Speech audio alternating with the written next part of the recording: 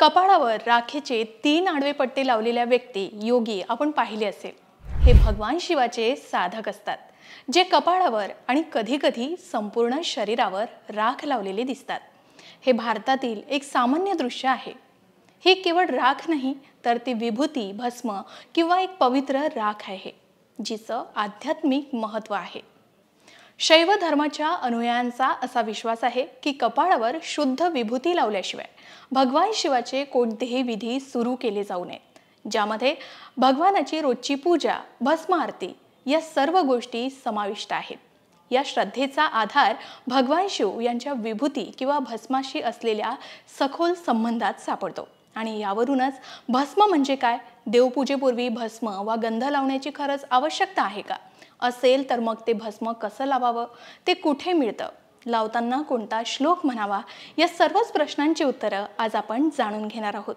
आणि ही संपूर्ण माहिती रुद्र केंद्र पूजा सेवा वेबसाईट आणि देवपूजा कशी करावी या VK फडके यांच्या पुस्तकाच्या माध्यमातून घेतली आहे. चला तर मग सुरुवात करूया.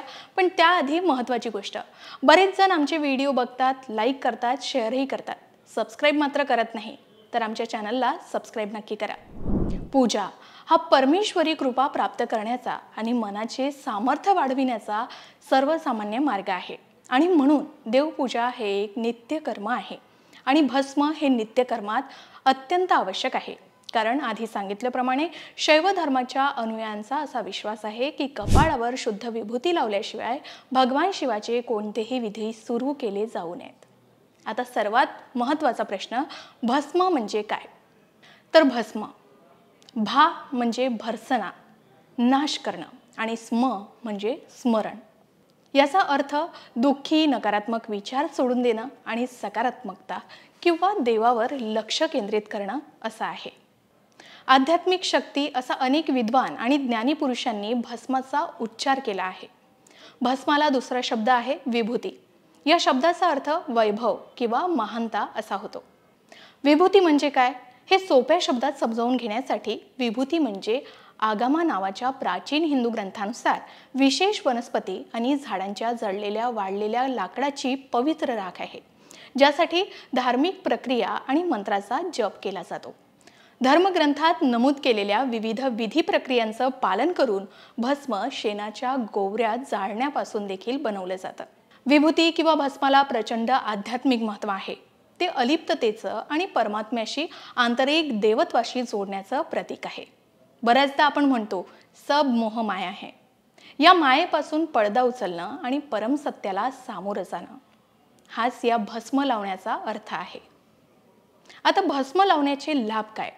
तर भस्म वाईट शक्तीपासून म्हणजेच नकारात्मक शक्तीपासून संरक्षण करतं, उच्च शक्तींची ग्रहण क्षमता वाढवतं, अनेक रोग बरे होतात, त्वचेसाठी सुद्धा चांगलं असतं, आणि समृद्धी आणि विपुलता आणण्यासाठी सुद्धा भस्म मदत करते अशी मान्यता आहे. भगवान शिव आपल्या शरीरावर विभूती लावतात. याच्याशी संबंधित काही मनोरंजक पौराणिक कथा देखील आहेत. त्यापैकीच शिवपुराणातील भगवान शिवाच्या पत्नीची कथा सांगितली आहे. आदिशक्तीचा अवतार, जिने स्वतः अग्नीत देह दिला. स्वतःला अग्नीत अर्पण केलेल्या माता सतीच्या मृत्यूची बातमी जेव्हा भगवान शिवांना मिळाली, तेव्हा ते खूप क्रोधित झाले. त्यांनी माता सतीच्या मृतदेहाने पृथ्वी आणि आकाशात अराजकता निर्माण करण्यास सुरुवात केली. भगवान शंकराचा कोप श्रीहरींनी पाहिला, तेव्हा त्यांनी लवकरात लवकर याचा उपाय शोधण्याचा प्रयत्न केला. शेवटी त्यांनी भगवान शिवाच्या पत्नीच्या मृतदेहाला स्पर्श केला आणि ते राख झाले. माता सतीची अस्थि कलश हातात पाहून महादेव अधिकच चिंतित झाले. त्यांनी आपली पत्नी कायमची गमावली असं त्यांना वाटलं. त्याला वाटलं की आता आपल्या हातात माता सतीच्या अस्थिशिवाय दुसरं काहीच नाही. म्हणून ती राख आपल्या पत्नीचं शेवटचं प्रतीक मानून भगवान शिवाने दुःखाच्या अवस्थेत आणि हरवलेल्या अवस्थेत सतीला स्वतःचा भाग बनवण्यासाठी ही राख आपल्या अंगावर लावली, जेणेकरून राखेच्या कणांद्वारे सती नेहमी आपल्याजवळ राहील.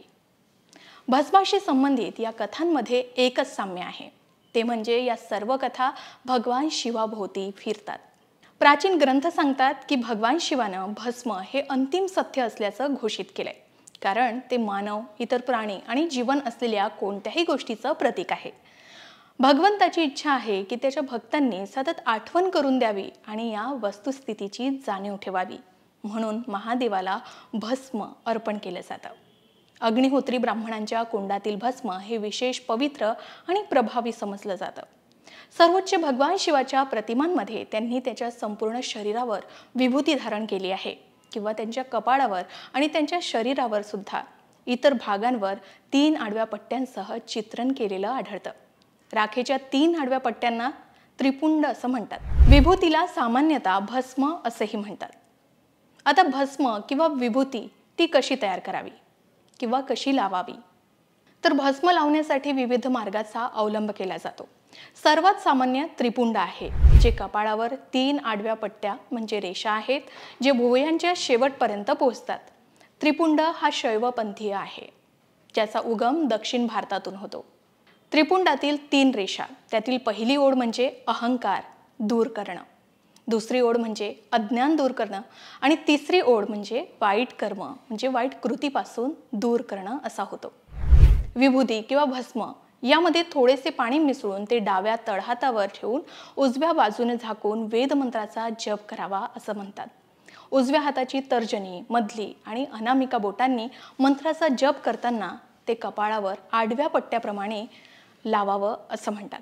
यावेळी शिवपंचाक्षरी मंत्र ओम नमः शिवाय हा अगदी लहान पण सर्वात शक्तिशाली मंत्राचा जप भस्म लावताना केला जाऊ शकतो।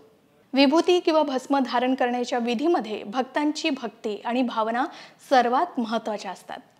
शिवपूजेसाठी भस्म कसा बनवायचा, तर त्याची कृती पुढील प्रमाणे आहे। शिवपूजेसाठी भस्म किंवा विभूती शेण जाळून बनवली जाते आणि दुसरी होमात पवित्र वाळलेल्या लाकडापासून तयार केलेला होम जाळला जातो आणि त्यापासून भस्म तयार केलं जातं। शिवपुराण सांगतं की बेल, पलाश, पिंपळ, वटवृक्ष, शेणाच्या गोवऱ्यांचा ढीग मंत्राच्या जपासह जाळला जातो। हे पदार्थ जाळल्यानंतर जी पांढऱ्या रंगाची राख उरते ती काळजीपूर्वक जाळली जाते आणि नंतर शिवपूजेसाठी भस्म म्हणून वापरली जाते। भस्म म्हणजे पवित्र रक्षा किंवा राख। नित्यकर्मात हे आवश्यक मानलं आहे। भस्म हे पापनाशक आणि शरीर शुद्ध करणारं असल्यानं देवपूजेपूर्वी कपाळाला भस्म किंवा गंध लावणं आवश्यक आहे। परंतु भस्म कधी उभं लावू नये, ते आडवंच लावावं असं सांगितलं जातं। स्नानानंतर भस्म लावल्यानं शरीर उबदार राहतं, तसेच त्यायोगे कफ, पित्त, वात यावर नियंत्रण राहतं। त्याचप्रमाणे त्या त्या ठिकाणच्या चक्रात चेतना किंवा जागृती निर्माण होते असं सांगितलं जातं। तर भस्म म्हणजे काय, ते कसं लावावं किंवा भस्म लावताना कोणत्या मंत्राचा जप करावा या संबंधित संपूर्ण माहिती देण्याचा प्रयत्न आम्ही या व्हिडिओमधून केलाय।